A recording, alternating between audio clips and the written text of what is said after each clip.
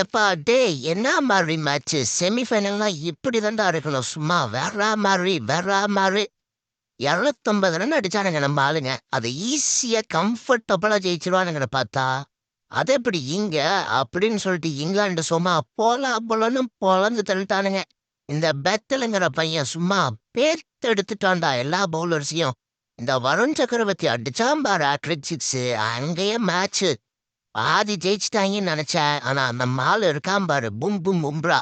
Test மேட்ச்ல ஏதாவது ஸ்ட்ரகிள்ல இருக்காங்களா பும்ரா கூட பால் விக்கெட் எடுத்துருவான். ஓடிஐல ஸ்ட்ரகிள்ல இருக்காங்களா பும்ரா கூட பால் விக்கெட் எடுத்துருவான். T20 கிட்ட அந்த நிலையில இருக்கானுங்களா பால கூட விக்கெட் எடுத்துட்டு போயிட்டே இருப்பான். ஆனா இந்த அக்சர் பட்டேல ஒரு வில்ஜாக்ஸ் கேட்ச பிடிச்சான் பாரு சாமி சரியான கேட்சரா. அந்த கேட்ச மட்டும் விட்டு இருந்தாலும் சிக்ஸ் போயிருப்போம். இல்ல இந்த சிக்ஸ்ல இன்னைக்கு மேட்ச் ஜெயிச்சுட்டு போயிட்டே இருந்திருப்பானுங்க இங்கிலாந்து. ஆனா வேற மாதிரி மேட்ச்டா இத லைவ்ல பார்த்தேன்டா எப்பா சூப்பர். மிஸ் பண்ணிருந்தீங்கன்னா ஹைலைட்ஸ பாருங்கடா எப்பா. இல்ல நம்ம எல்லா சிஎஸ்கே பிளேயரும் ஃபார்ம்ல இருக்காங்க அதை இங்க சொல்லணும்ல அவசியம் தானே. நம்ம சஞ்சுவா இருக்கட்டும் நம்ம தூபேவா இருக்கட்டும் சவுத் ஆப்பிரிக்கால பிரிவிஸா இருக்கட்டும் எல்லாரும் சும்மா பேய் ஃபார்ம்ல இருக்கானுங்க. இதே ஃபார்மோட அப்படியே சிஎஸ்கேக்கு வந்து சேருங்கப்பா எப்பா.